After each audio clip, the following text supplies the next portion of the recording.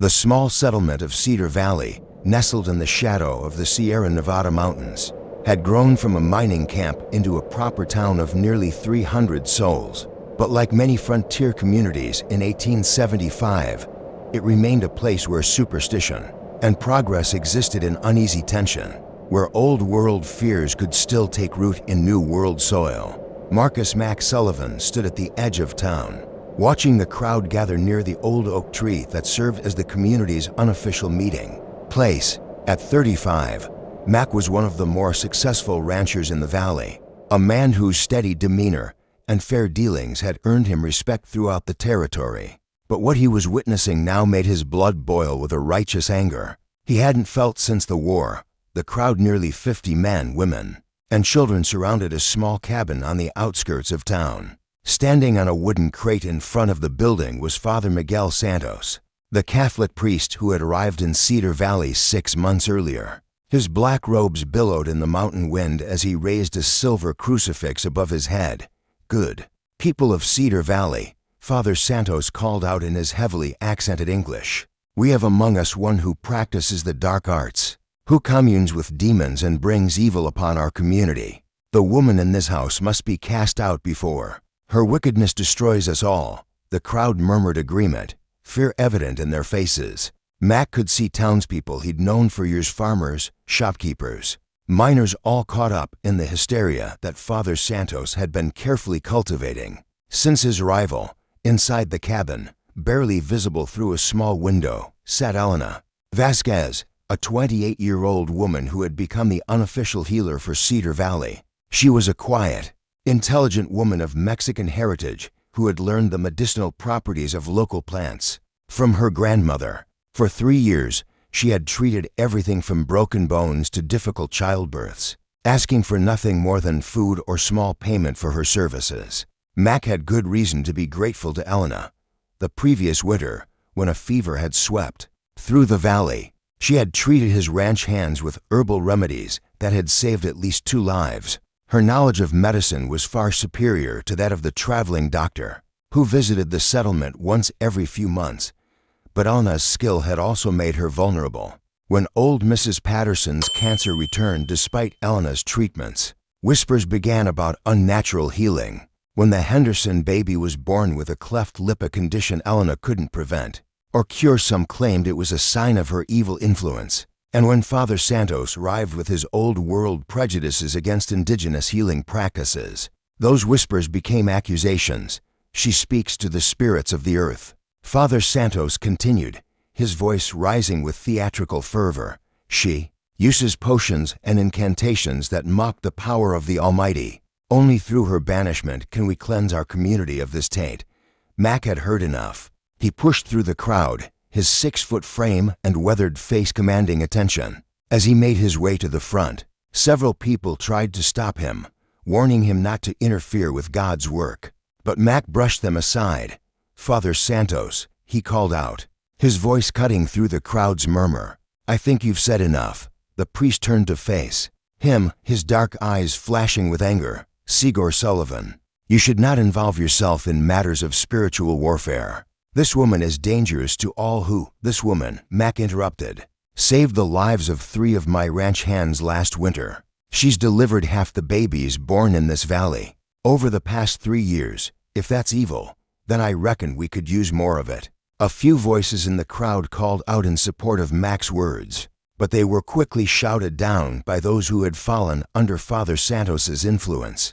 The priest raised his crucifix higher, as if Mac himself might be possessed. "You speak from ignorance, my son," Father Santos said with practiced condescension. "The devil often disguises his works as good deeds. This woman may appear to heal, but she draws her power from dark sources. She must be driven out before her presence brings God's wrath upon us all." Mac looked around at the faces in the crowd, people he'd known for years, reduced to a frightened mob by one man's prejudice and manipulation. He could see Elena through her window, sitting calmly at her small table despite the hatred being directed at her. "Father," Mac said, his voice steady but carrying an edge of steel, "I've seen real evil in my time.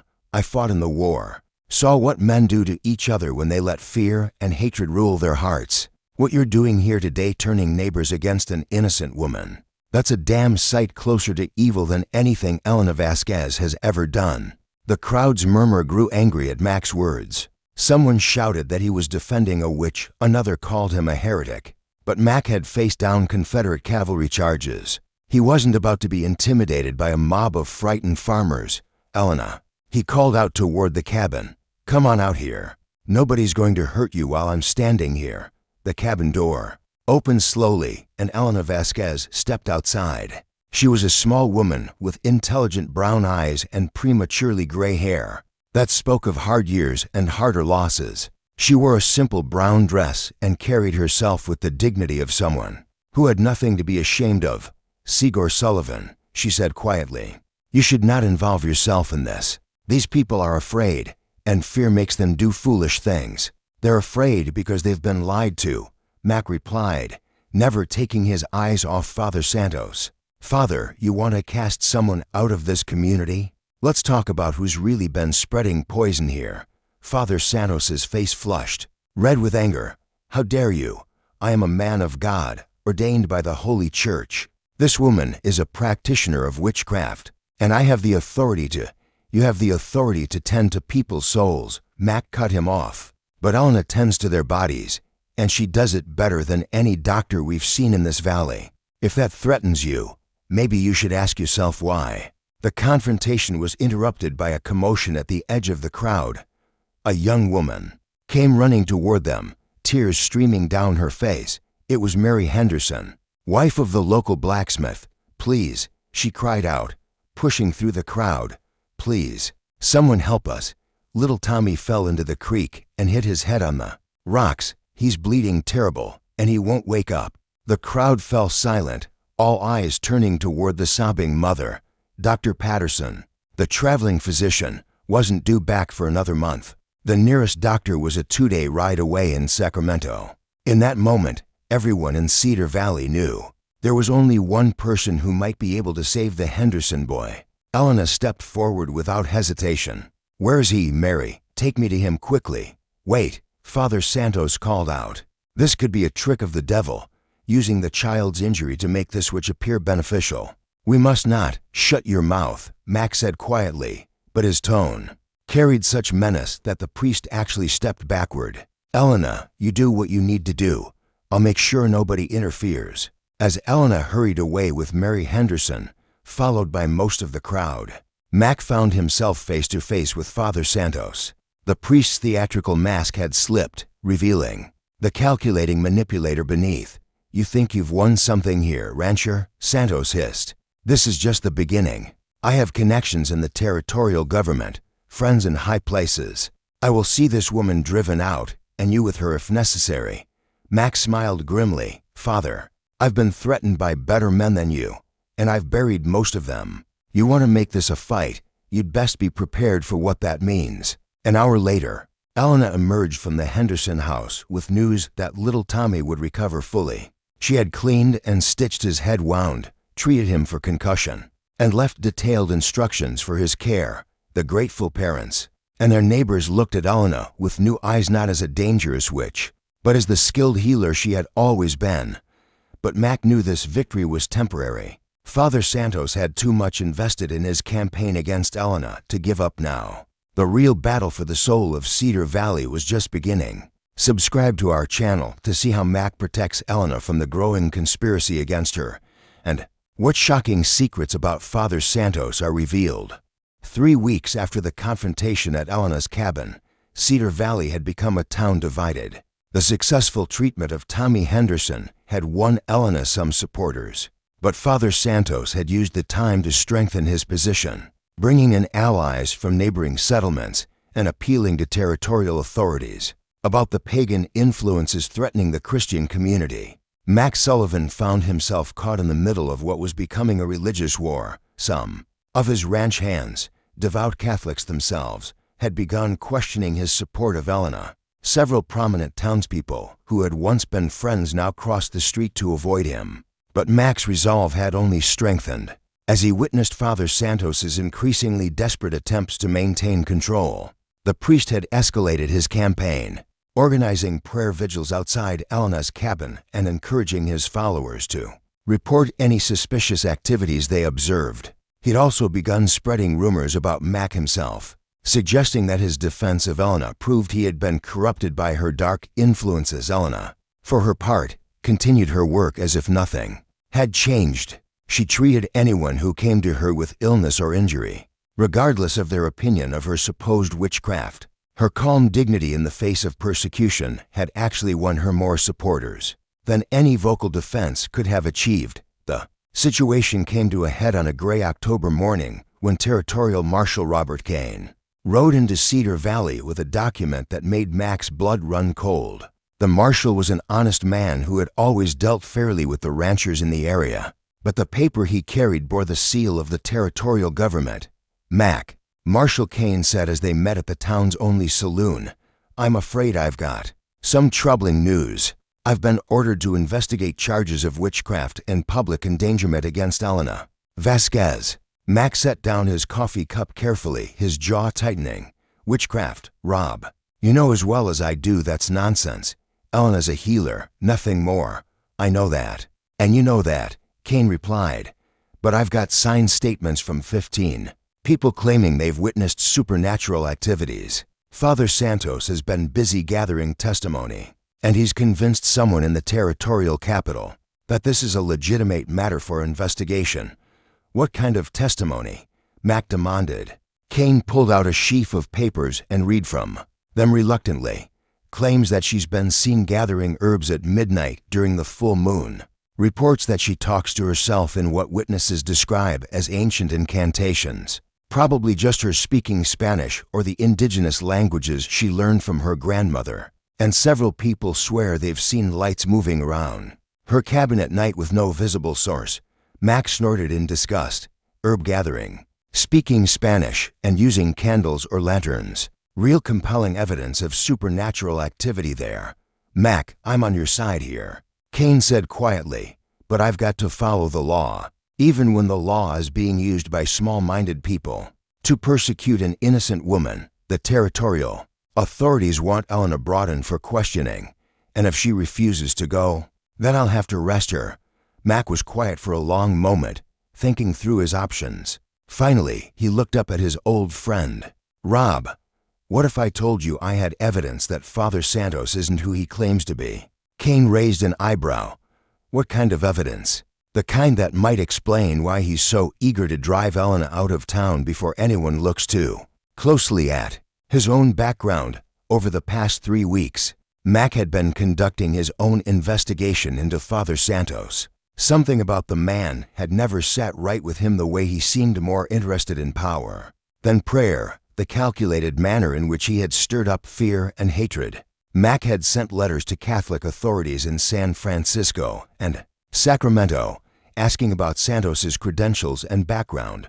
The responses had been illuminating. "Father Miguel Santos was defrocked by the church 2 years ago," Mac said, showing Kane the official letter from the Archbishop's office.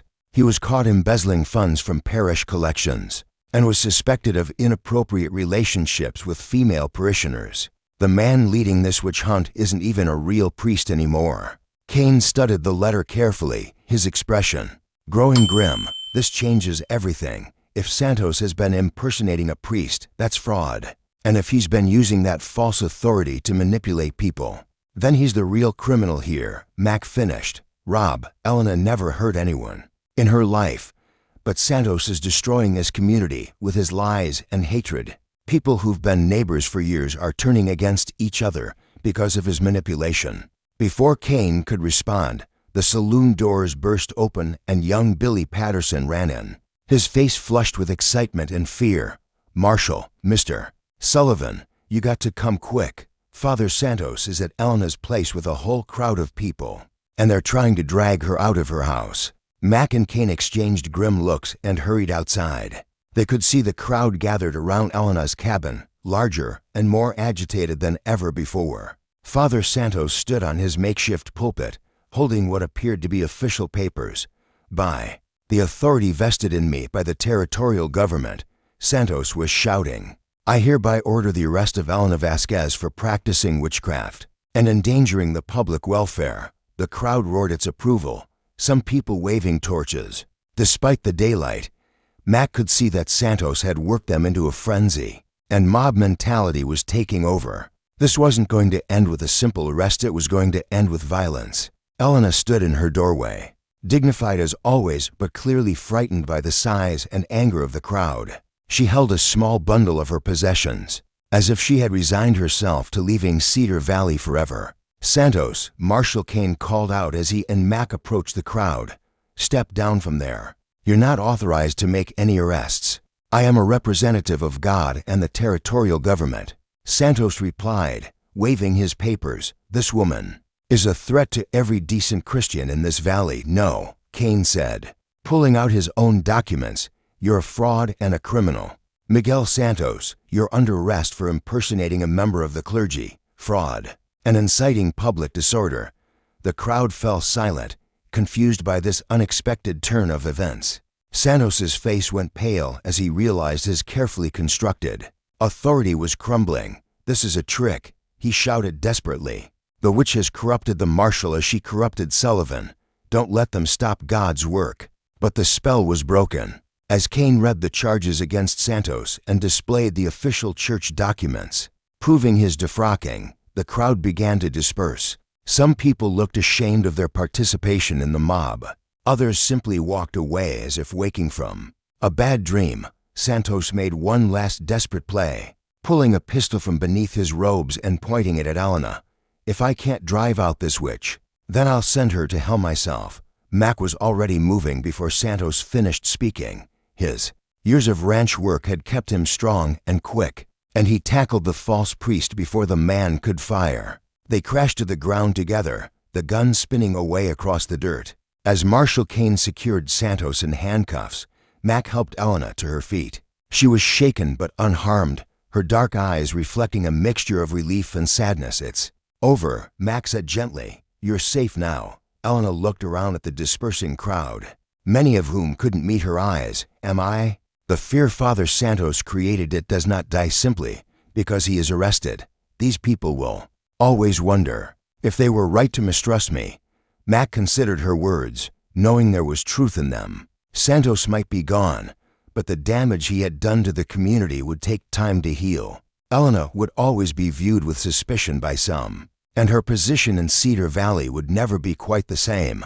Then maybe it's time for a change of scenery, Mac said, making a decision he'd been considering for weeks. "Elena, I've got a big ranch and no one to help me run the household. I could use someone with your skills, not just as a healer, but as a partner in building something better than what we've got here." Elena looked at him with surprise, then with growing understanding. "Cedar Sullivan, are you asking me to marry you?" "I'm asking you to consider it," Mac replied honestly. "I've come to care for you, Elena, and not just because of your healing abilities. You're the strongest, most dignified woman I've ever known. If you'll have me, I'd be honored to call you my wife." The proposal caused another stir among the remaining onlookers, but this time it was a buzz of excitement rather than fear. Elena smiled, the first genuine smile Mac had seen from her in weeks. "Yes," she said simply. "I will marry you, Marcus Sullivan, and together we will show this valley what real Christian charity looks like." Don't miss the heartwarming conclusion, where Elena and Mac build a new life together and transform their community. Subscribe now for the inspiring finale. 6 months after the arrest of the false Father Santos, Cedar Valley had begun to heal from the wounds of prejudice and fear that had nearly torn it apart. Elena Vasquez was now Elena Sullivan, and her marriage to Mac had not only given her protection from lingering suspicions, but had also created a powerful force for positive change in the community. The wedding itself had been a statement of reconciliation, performed by a genuine Catholic priest who had traveled from Sacramento, specifically to validate Elena's place in the community. The ceremony was attended by nearly everyone in Cedar Valley. Those who had once called for her banishment now brought wedding gifts and asked forgiveness for their part in the hysteria. Elena had moved to Mac's ranch, transforming the lonely bachelor homestead into a welcoming haven that served as both a working cattle operation and an informal medical clinic. The large house that had once echoed with emptiness now rang with the voices of patients seeking treatment, neighbors sharing meals, and children playing in the yard. But the real transformation was in Elena herself. Marriage to Mac had given her not just security, but confidence to expand her healing practice in ways she'd never dared before. She began teaching other women in the valley about herbal medicine, sharing knowledge that had been passed down through generations of her family. Mac, for his part, had found a purpose beyond simply running cattle. He used his influence and resources to support Elena's work, building a proper clinic on their property and helping her establish connections with doctors in larger towns who were interested in learning about traditional healing methods. The vindication of Elena's character had come in an unexpected way. During the investigation following Santos's arrest, it was discovered that several of the mysterious illnesses that had plagued Cedar Valley, the ones Santos had attributed to Elena's supposed witchcraft, had actually been caused by contaminated water from a mine upstream that Santos had financial interests in. The false priest had been using fear of Elena to distract from his own environmental crimes. On this particular spring morning, Elena was treating a line of patients that stretched from her clinic to the main road. Word of her skills had spread throughout the territory, and people traveled for days to seek her help. Among them was a delegation of Miwok Indians from the local tribe, who had come to trade knowledge about medicinal plants. Mac watched from the porch as Elena conversed easily with the tribal healers in a mixture of Spanish, English, and sign language. The scene that would have terrified the townspeople 6 months ago now seemed perfectly natural, just healers sharing knowledge for the benefit of all. Quite a change from the old days, said a voice behind him. Mac turned to see Marshal Kane climbing the steps to the porch, a smile on his weathered face. "Rob," Mac said, extending his hand. "Good to see you. What brings you out this way?" "Official business, actually," Kane replied. "I've got news about Santos that I thought you'd want to hear." They settled into chairs on the porch, watching Elena work while Kane delivered his report. "Turns out our fake priest had quite a history," the marshal said. "The territorial investigation uncovered fraud schemes in 3 different towns, all following the same pattern. He'd arrive in a community, establish himself as a religious authority, then create some kind of crisis to distract from his real business, usually theft or land swindles." "What's going to happen to him?" Mac asked. 10 years in territorial prison, minimum. But here's the interesting part: when they searched his belongings, they found detailed plans for taking over Elena's property. The whole witchcraft campaign wasn't just about religious prejudice. There's a valuable mineral deposit on the land where her cabin sits, and Santos had investors lined up to buy it once he drove her out. Mac shook his head in disgust. So it was never about God or protecting the community. It was just greed dressed up as righteousness, the oldest story in the book, Kane agreed. But there's a silver lining. The territorial government is so embarrassed by the whole affair that they're implementing new regulations about land claims and religious authority. They want to make sure something like this can't happen again. Their conversation was interrupted by Elena calling from the clinic. "Marcus, can you come help me, please?" Mac hurried over to find Elena treating a young Miwok woman who had been injured in a fall. The tribal healers were assisting, sharing their knowledge of bone-setting techniques that Elena was eager to learn. "Hold her steady while I set this arm," Elena instructed in her calm, professional voice. "The break is clean, but it needs to be aligned properly." As Mac helped stabilize the patient, he marveled at how natural this all felt. A year ago, he'd been a lonely widower going through the motions of life. Now he was part of something larger, a community effort to heal not just bodies but the divisions that had nearly destroyed Cedar Valley. The young woman's arm was set successfully, and the Miwok healers showed their appreciation by sharing information about a pain-relieving root that grew in the high country. Elena carefully wrote down their instructions, adding to the extensive medical journals she had begun keeping. Later that evening, after the last patient had been treated and the clinic cleaned, Mac and Elena sat on their porch watching the sunset paint the Sierra Nevada peaks in shades of gold and crimson. "Do you ever miss your old life?" Elena asked, leaning against Mac's shoulder. "The quiet, solitary existence you had before all this?" Mac considered the question seriously. Sometimes I miss the simplicity of it, he admitted, but I don't miss the emptiness. What we've built here, this clinic, this community, this marriage, it's given me a purpose I never knew I was missing. Elena smiled and took his hand. I have something to tell you that will give you an even greater purpose. Mac looked at her questioningly, and Elena placed his hand gently on her stomach. We're going to have a child, Marcus. Our baby will be born in the early winter. Mac felt his world shift on its axis. After years of accepting that he would live and die alone, he was not only married to an extraordinary woman, but would soon be a father. The joy that filled his chest was almost overwhelming. Are you happy? Elena asked, studying his face in the fading light. Happy doesn't begin to cover it, Mac replied, pulling her close. Elena, a year ago I was convinced my best days were behind me. Now I feel like my real life is just beginning. As if to prove his point, a delegation from the town council arrived. At their gate, led by Mayor Williams himself. The mayor had been one of Santos's strongest supporters during the witch hunt, but had become one of Elena's most vocal advocates. Once the truth was revealed, Elena, Mac, the mayor called out as he approached the porch, "We have a proposition for you." The council had come to offer Elena an official position as Cedar Valley's first territorial health officer, a newly created role that would give her authority to coordinate medical care throughout the region. The salary would be modest, but the recognition was enormous. A Mexican-American woman healer, being given official government sanction in 1876. "We know we wronged you," Mayor Williams said, his voice heavy with shame. "This is our way of trying to make amends, and of ensuring that the knowledge you possess is preserved and shared for the benefit of everyone." Elena looked at Mac, who nodded encouragingly. "I accept," she said, "but with conditions. The position must include funding for a proper hospital, training programs for other healers, and cooperation with tribal medicine practitioners." "Done," the mayor said immediately. "Elena, you have the full support of this community. We've learned our lesson about the danger of fear and prejudice."